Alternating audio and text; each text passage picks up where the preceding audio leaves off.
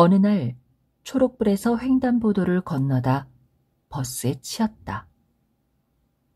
눈을 떠보니 중환자실이었고 난 온몸에 깁스를 한 불가사리였다.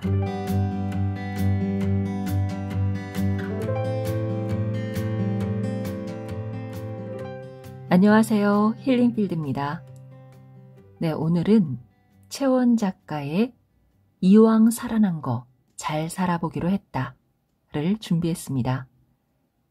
작가가 교통사고로 크게 다쳐서 병원에 입원해 있을 때 제일 많이 들었던 질문이 어쩌다 이렇게 됐어요? 라고 합니다. 처음엔 자세히 설명을 했었는데 병원에 새로운 환자가 들어올 때마다 일일이 이렇게 설명을 반복하기가 어려워져서 나중엔 그냥 간단하게 대답했다고 합니다.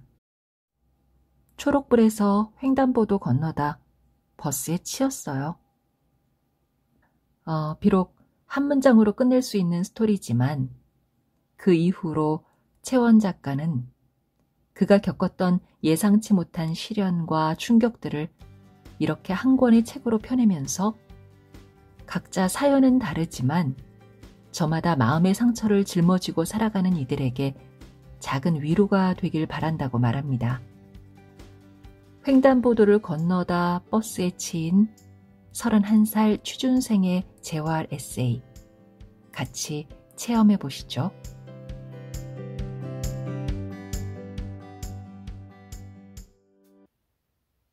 정신이 드세요, 환자분? 여기가 어디예요? 여기가 어디냐고? 글쎄. 저기 문 쪽에 보이는 마크가 동생이 다니던 학교 같은데. 중앙대? 아주대병원 중환자실이에요. 환자분, 지금 골절돼서 그렇게 막 움직이시면 안 돼요. 이상하다. 분명 잔디밭에서 간호사들이랑 피크닉을 하고 있었는데. 아, 맞다. 간호사 한 명이 나한테 삐졌었지? 그래서 달래주려고 뒤따라 뛰어가고 있었는데. 이건 분명 꿈일 거야. 자고 일어나면 분명 아무 일도 아닌 걸 거야.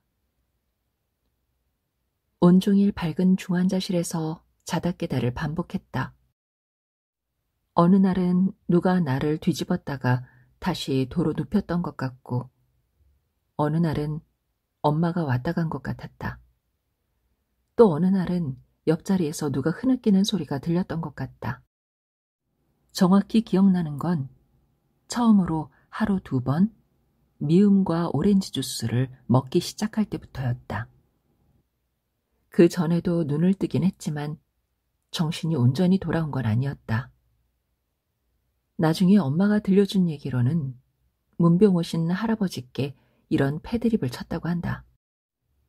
할아버지, 왜 여기 계세요? 아빠도 죽고 할아버지도 분명 죽었는데? 또 한 번은 이런 헛소리를 했다고 한다. 혀로 이 언저리 부분을 더듬으려고 하면서 엄마, 나 이가 하나도 없어. 왜 이가 다 사라졌지? 어떡해?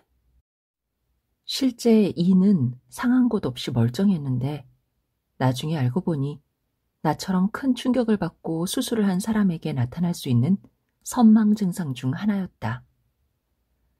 정쌤, 그렇게 하면 안 돼. 이 환자는 혼자선 아무것도 못해. 발밑에서 한 간호사가 다른 간호사에게 말하는 소리가 들렸다. 혼자서는 아무것도 못한다고? 그게 무슨 말이지? 나 하나도 안 아픈데? 이렇게 다리도 잘만 움직이는데? 진짜 왜 무섭게 간호사들이 3명이나 날 둘러싸고 가만히 있으라고 강요하는 거야? 도무지 이해가 안 갔다. 그땐 무통주사를 엄청 맞고 있어서 안 아프다는 것도 몰랐다. 목부터 양팔, 양다리까지 사지에 깁스를 하고 있는지도 몰랐다. 마치 별 모양 불가사리처럼. 보호자는 고작 하루에 20분만 면회를 할 수 있었다. 그 짧은 시간 동안 엄마는 나보다 간호사랑 이야기하는 시간이 더 긴 것 같아 서운했다. 목에 깁스를 차고 있어 고개를 돌릴 수가 없었다. 볼 수 있는 건 온종일 환하게 불이 켜진 천장과 저 멀리 보이는 벽시계뿐이었다. 여기저기서 들려오는 환자들의 신음소리, 고함소리가 너무 무서웠다. 마치 24시간 내내 좀비 영화를 보진 못하고 듣기만 하는 것 같았다. 목에 깁스를 해서 무슨 일인지 전혀 알아볼 수 없었다. 내가 할 수 있는 일이라곤 신음소리를 들으며 머릿속으로 온갖 공포스러운 장면을 상상하는 것뿐이었다. 어느 날은 참다 못해 다른 병원으로 옮기고 싶다고 병문안을 온 엄마에게 고래고래 소리를 질렀다. 딴에는 다른 병원으로 옮기면 중환자실이 아니라 일반 병실로 갈 수 있다고 생각했었나 보다. 엄마는 의사와 한참 동안 이야기를 나눈 후 오늘 일반 병실로 옮기자며 이따 저녁에 다시 오겠다고 했다. 그날은 1분이 1시간처럼 흘러가는 것 같았다. 10분마다 한 번씩 간호사에게 엄마 소식을 물어봤다. 처음엔 조금만 기다리면 오실 거라고 안심시켜주던 간호사도 나중엔 지쳐서 날 무시하기 시작했다. 거의 목이 다 쉴 때쯤 돼서야 장정 4명이 달려들어 나를 휠체어에 옮겼다. 일반 병실로 옮기기 전 엑스레이와 MRI를 찍으면서 느꼈다. 몸을 이리 돌렸다 저리 돌렸다 하는데 내가 다치긴 다쳤구나 싶었다. 몸을 조금만 건드려도 아프고 조금만 움직여도 몸이 부서질 것 같았다. 2019년 5월 2일 교통사고 발생 11호. 아주대병원 응급외상센터 일반 병실로 옮기면서 1년 반 동안의 병원 생활이 시작됐다. 그리고 이때까지만 해도 몰랐다. 교통사고가 내 삶을 어떻게 바꿔놓을지를. 아빠가 간이식을 받고 퇴원하던 날, 나는 교통사고가 났다. 내가 버스에 치여 중환자실로 실려왔던 그날은 아빠 퇴원 기념 불고기 파티를 하기로 한 날이었다. 교통사고 당일 전후로 한 달 정도의 기억이 사라져서 사실 그날이 그날이었다는 것도 몰랐다. 어떻게 사고가 났는지도 전혀 생각이 나질 않는다. 엄마 말씀에 따르면 12시간이나 걸린 아빠 수술이 끝나는 것도 다 보고 그 다음 주에 코로나 때문에 이제는 많이 알려진 음압병실에 흰색 전신 방호복 같은 걸 입고 들어가서 아빠를 만났다고 하는데 하나도 기억이 나지 않는다. 사고 전날에는 내일 아빠 퇴원하시니까 내가 불고기 파티 해줘야지 라며 신나했다고 하는데 이것마저도 기억이 안 난다. 아빠는 내가 태어나기 전부터 술을 좋아하셨다. 심지어 술에 취해 무단횡단을 하다 차에 치이기까지 했다. 그 사고로 30년이 지난 지금까지도 무릎에 핀을 받고 계시는데도 여전히 술을 끊지 못했다. 아빠는 날이 갈수록 술을 더 많이, 더 자주 드셨다. 술뿐 아니라 담배도 문제였다. 신장 하나를 떼는 수술을 할 땐 담배 2보루를 사서 가방에 넣어 몰래 병원에 들고 가려다 간호사에게 걸려 빼앗기기도 했다. 복수가 차서 8개월 차 임산부만큼 배가 부풀어 오르고 얼굴은 새까매지고 손발이며 눈까지 다 노래져도 술과 담배를 끊지 못하시다가 아빠는 결국 간경화 판정을 받았다. 병원에서는 마음의 준비를 하는 게 좋겠다고 했다. 이미 너무 많이 진행된 상태라 간이식 외엔 살 방법이 없다고 했다. 사실 난 아빠가 너무 미웠다. 진짜 지긋지긋해. 아빠만 술을 끊으면 집이 조용할 텐데 아빠는 왜 술을 안 끊으실까? 내가 생신 때마다 써드리는 편지 속 부탁은 눈에 들어오지도 않으신 걸까? 7살 그 어린 게 뭘 안다고. 약국에서 담배 패치를 사다 아빠에게 생신 선물로 드렸는데 아빠는 본체만 차셨다. 그럴 때마다 아빠에 대한 미움이 계속 쌓여만 갔다. 그러다 보니 동생이 선뜻 간이식을 해준다고 했을 때 나는 반대했다. 그렇게 먹지 말라고 바짓가랑이 부여잡고 말려도 기어이 술을 찾아 드시는 아빠보단 동생이 더 걱정됐다. 그렇다고 나나 엄마가 해줄 수도 없었다. 간을 주는 사람의 몸에도 생존을 위해 일정 크기 이상의 간이 남아있어야 한다. 문제는 여자의 간 크기가 남자보다 더 작으니 나나 엄마가 아빠에게 해주면 여자인 우린 살 수가 없다.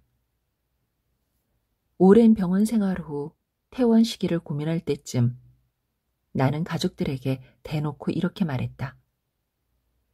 나 퇴원해도 절대 집엔 안 가.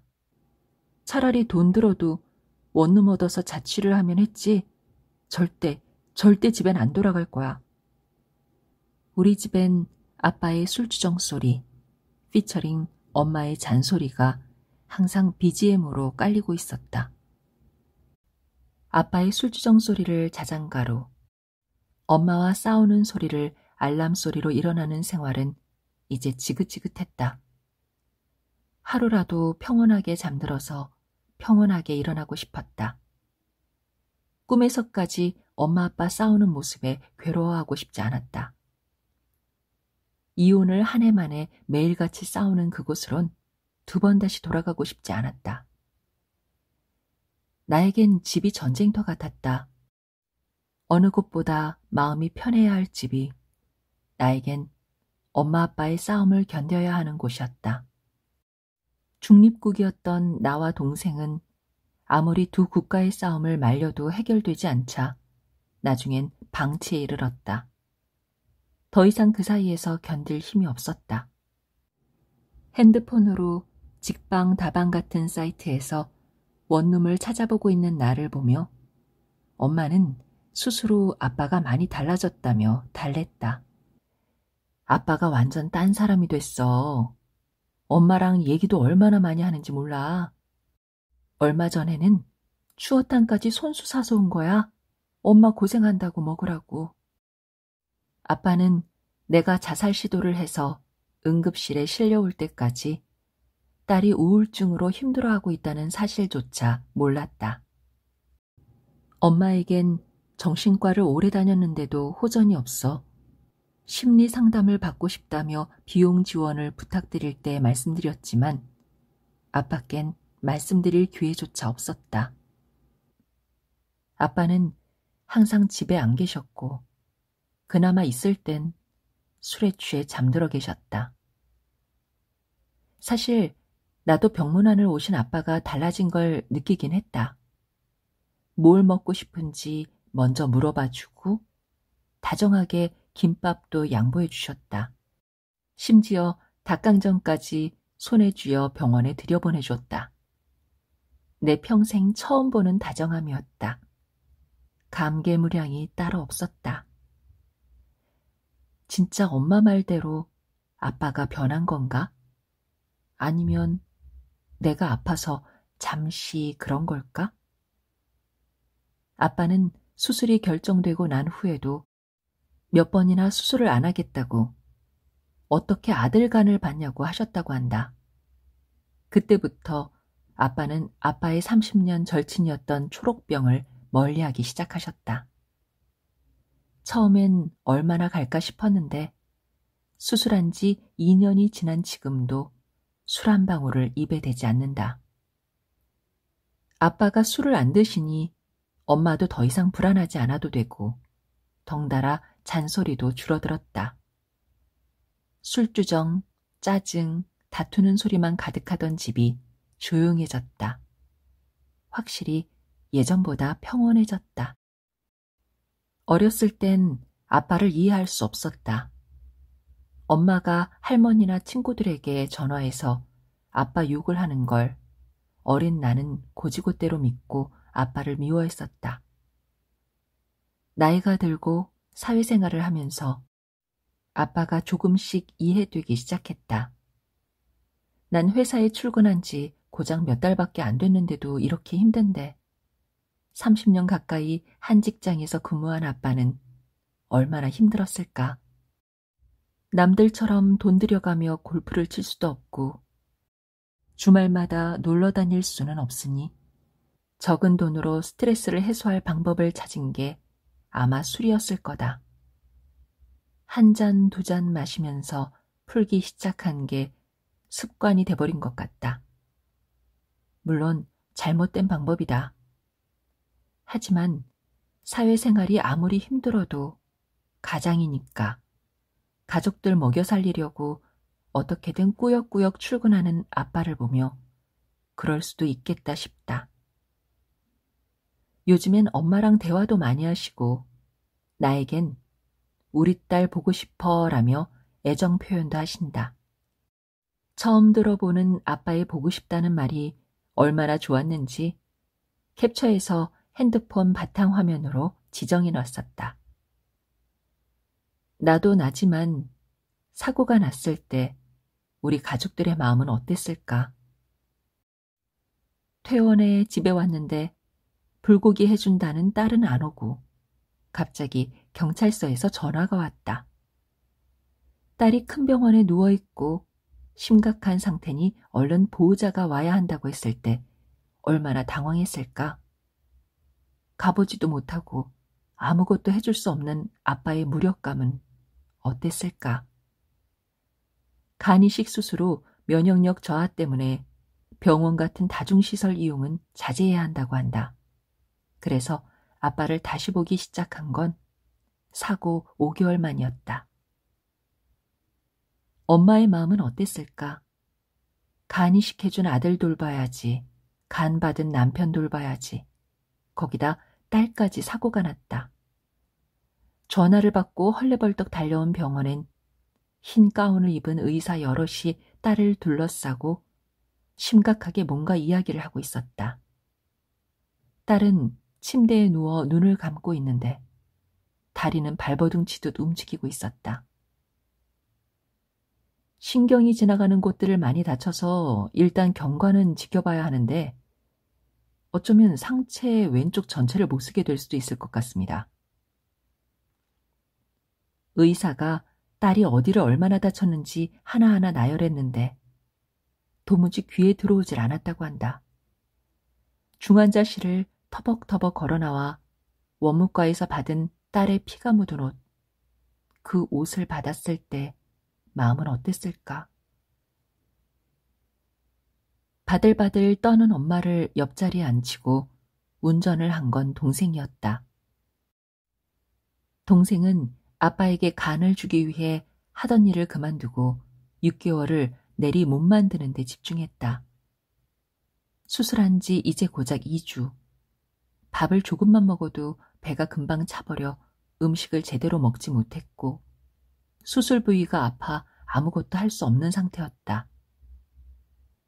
누나가 버스에 치이는 장면을 경찰서에서 두 눈으로 직접 봤을 때 동생의 마음은 어땠을까? 그래서 지금도 내가 외출할 때마다 차 조심하라고 신호등 바뀌어도 양옆 잘 살피고 가라고 말해주는 동생의 심정이 이해가 된다. 나도 나지만 가족들이 얼마나 힘들었을지 가늠이 안 된다. 가족을 생각하면 이따금 가슴이 저릿저릿할 때가 많다. 물론 안 겪었으면 더 좋았을 일들이다. 그래도 비 온 뒤에 땅이 굳는다는 말이 있듯 2년 동안의 큰 고난을 겪으면서 우리 가족은 성장하고 더 단단해졌다. 나이도 마음먹기 나름. 99세 봉할머니 이야기. 병원 생활을 하다 보면 도리어 나보다 더 몸이 불편하고 아픈 환자들에게 위로를 받고 배울 때가 많다. 요양병원의 최고령 99세 봉할머니가 그랬고 몸은 불편하지만 언제나 진심으로 사람을 대했던 정희 언니가 그랬다. 봉할머니는 내가 만난 환자들 중에 가장 긍정적인 분이었다. 99세라는 고령의 나이에 재활하는 것만으로도 힘들 법한데 치료실에서 나를 만날 때마다 항상 밝은 얼굴로 먼저 인사를 건네며 덕담을 해주셨다. 너는 항상 웃는 얼굴이라 통통하니 복 많이 받게 생겼어. 할머니께 힘들지 않냐고 물어보면 살아있을 때 건강하게 살려고 이렇게 열심히 운동한다고 하셨다. 농담 삼아 다른 할머니들 제치고 여기 병원에서 본인이 1등할 거라며 껄껄 웃으셨다. 할머니는 농땡이 한 번 안 피우시고 정말 너무 아픈 경우 외에는 항상 치료실에 나오셨다. 할머니는 이 병원이 마음에 든다고 하셨다. 시설도 깨끗하고 치료사들도 너무 좋다고 했다. 사실 봉할머니가 계신 병실은 기저귀를 차는 환자들이 가장 많은 곳이었다. 게다가 성격이 괴팍한 할머니가 계셔서 그 병실을 거쳐간 간병인만 여럿이었다. 그런 병실에 계시면서도 봉할머니는 항상 이 병원이 최고라고 말씀하셨다. 이런 말을 들을 때면 반성을 하게 됐다. 객관적으로 봐도 새로 지은 건물에 벽지가 채 마르지도 않은 것 같은 개원한 지 얼마 안 된 깨끗한 병원에 있으면서도 이따금 병원에 대한 불만이 목구멍까지 차오를 때가 있었기 때문이다. 아마 할머니의 눈에도 단점이 안 보이는 건 아닐 거다. 오래 살아온 세월만큼 해안 깊은 할머니의 눈에는 장단점이 누구보다 또렷이 보일 테지만 그래도 이왕이면 좋은 점을 보려는 태도가 99세까지 건강하게 장수하신 비결이 아닐까 싶다. 그런 봉할머니가 나에게 늘 하시는 말씀이 있었다. 젊은 사람들이 요즘엔 얼마나 힘들어. 근데 행복해야 해. 우리 때처럼 살지 말고 그저 행복하게 살면 돼. 예전부터 병원에 젊은이들 오면 꼭 말해주고 싶었어. 봉할머니가 보시기에도 요즘 젊은이들이 힘들어 보이나 보다. TV를 틀면 나오는 취업난을 할머니가 못 봤을 리가 없다. 그런 청년들에게 아무리 힘들어도 행복해야 한다는 말이 99세 봉할머니가 부탁하는 당부이다. 이런 봉할머니가 있지만 70대 초반의 나이인데도 하루에도 몇 번씩 아휴 내가 죽어야지 이 몸으로 살아서 뭐하나 를 늘 입에 달고 사시는 분도 있었다. 그분은 늘 불만만 늘어놓으셔서 같은 병실에 있는 사람조차 지치게 했다. 이럴 땐 나이도 마음먹기 나름이란 말이 생각이 난다. 똑같이 나이를 먹어가는데도 누구는 긍정적으로 삶을 대하고 누구는 불만에만 젖어 있다. 나도 그랬었다. 아무리 원서를 넣어도 붙지 않는 이력서를 보며 자조적인 생각에만 젖어 있었다. 내가 지원을 해봤자 뭐하나. 붙질 않는데. 공부를 왜 그렇게 열심히 했을까? 써먹지도 못하는데. 공부 열심히 한 노력이 너무 아까워. 오죽 힘들면 저런 생각을 할까 싶을 때도 있지만 짜증만 낸다고 상황은 달라지지 않는다. 봉할머니도 마찬가지일 거다. 한탄만 한다고 노쇠해진 몸이 되돌아오지도 않고 그렇다고 병원에서 나갈 수도 없으셨을 거다. 그러다 불만만 늘어놓는다고 해서 상황이 바뀌지 않으니 같은 환경 속에서라도 이왕이면 긍정적인 면을 보기 시작하셨던 것 같다. 내가 감사한 것들을 적기 시작했던 것처럼 말이다. 정희 언니는 내가 병원 내에서 유일하게 속내를 터놓을 수 있었던 환자였다. 나와 띠동갑 차이인 정희 언니는 편마비라 잘 걷지 못했다. 내가 언니, 정희 언니 라고 부르면 몸을 지팡이에 의지한 채로 걷기 연습을 하다가 고개를 들어 생긋 웃으며 내게 인사를 해줬다. 난 언니의 항상 웃는 얼굴과 말투가 예뻐서 참 좋았다. 내가 언니 파이팅! 이라고 외치면 언니가 고마워, 나도 열심히 해볼게 라고 대답할 때마다 나까지 기분이 좋아졌다. 언니가 아픈 뇌 부위는 생각을 말로 내뱉기 전 한 번 더 생각을 해보고 걸을 수 있는 기능을 담당한다고 한다. 정확히 그 부위가 어느 부위인지는 모르지만 나중에 정희 언니와 나를 함께 담당하는 치료사 선생님이 해준 말로는 정희 언니는 있는 그대로 솔직하게 말을 할 수밖에 없다고 했다. 그런 언니가 한 번은 내게 이런 말을 한 적이 있다. 있잖아, 나는 네가 점점 좋아져.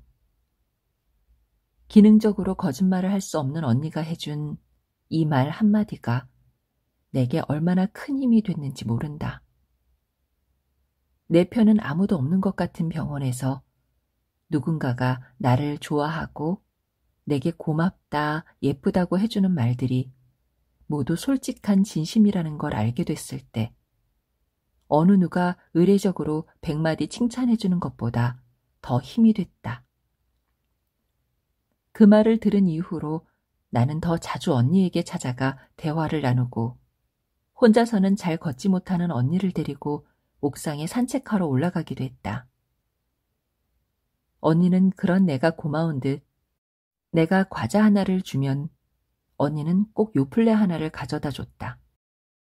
잘 걷지도 못하면서 내게 요플레를 가져다 주겠다고 걸어왔을 걸 생각하면 마음이 시려왔다. 남을 배려하고 감사할 줄 아는 언니의 따뜻한 마음이 참 좋았다. 거짓 없이 진솔하게 누군가를 대하는 것, 누군가를 진심으로 위해주고 아끼는 태도가 사람의 마음을 이끈다는 걸 언니를 통해 배웠다.